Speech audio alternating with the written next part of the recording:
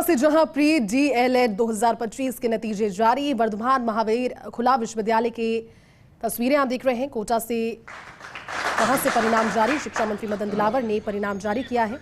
और जैसा कि बताया था कि 6 लाख समथिंग बच्चे इसमें बैठे थे, जो 90% से भी ज़्यादा जितने बच्चे रजिस्ट्रेशन हुआ था उसका उनमें से 90% से ज़्यादा बच्चों ने परीक्षा दी और उसका भी सफलतापूर्वक आज 13वें दिन में ही आप इस परीक्षा परिणाम को घोषित करने की स्थिति में ले आए हैं, इसलिए आपको बहुत बहुत बधाई है।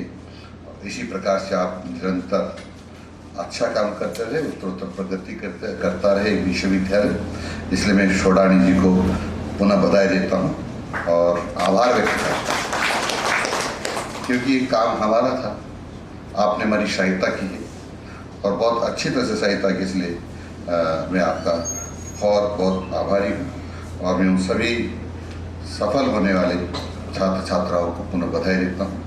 यही छात्र कल हमारे शिक्षक बनेंगे और शिक्षक बनकर के बच्चों में संस्कार और शिक्षा देने का काम करेंगे और इसके कारण से शिक्षा का स्तर सुधरेगा और इसलिए आपको बहुत बहुत धन्यवाद।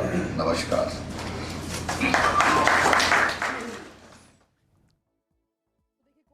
कोटा से तस्वीरें सबसे पहले फर्स्ट इंडिया पर आपने देखी, क्योंकि नतीजे जारी हो गए हैं। आप 1 जून को ही ये परीक्षा हुई थी प्री डीएलएड 2025 की, लेकिन नतीजे जल्द ही जारी हुए हैं और इस चीज को बताते हुए अभी शिक्षा मंत्री मदन दिलावर को आपने सुना, उन्होंने कहा कि इस चीज की उन्हें खुशी है कि जल्द ही रिजल्ट सभी के सामने और ऐसे में जो उत्तीर्ण हुए हैं उनके लिए तो शुभकामनाएं प्रेषित की और साथ ही साथ अपना संबोधन भी दिया। वर्धमान महावीर खुला विश्वविद्यालय से परिणाम जारी, शिक्षा मंत्री मदन दिलावर ने परिणाम जारी किया है। 2 जून को प्री डीएलएड परीक्षा हुई थी। प्रदेश के 41 जिलों के 860 केंद्रों पर यह परीक्षा, इस परीक्षा में 5,49,000 से ज्यादा स्टूडेंट्स शामिल रहे।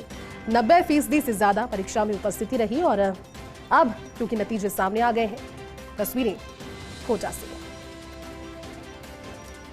और साथ ही आपको जानकारी दे दें, क्योंकि प्री डीएलएड 2025 परीक्षा परिणाम जारी हो चुका है। ऐसे में वर्धमान महावीर खुला विश्वविद्यालय कोटा ने नतीजे जारी कर दिए हैं। कुलगुरु प्रोफेसर कैलाश सोढानी के साथ शिक्षा मंत्री मदन दिलावर ने आपको अभी तस्वीरों में जिस तरह से आप सुन भी रहे थे और संबोधन में उन्होंने कहा कि विश्वविद्यालय के द्वारा उनकी मदद की गई है और उम्मीद करते हैं कि जो उत्तीर्ण हुए हैं वो जनसेवा में आगे बढ़े, अपने रोजगार के साथ साथ नौकरी के साथ साथ। कोटा से सहयोगी और रेजिडेंट एडिटर भंवर एस चारण हमारे साथ जुड़े हैं। भंवर, जल्द ही क्योंकि एग्जाम अभी कंडक्ट करवाया गया था प्री डीएलएड और बिना किसी देरी के अब नतीजे सभी के सामने आए हैं, नतीजों को लेकर के क्या जानकारी? भंवर, किस तरह का परफॉर्मेंस इस बार नजर आया अभ्यर्थियों में इस एग्जाम को लेकर?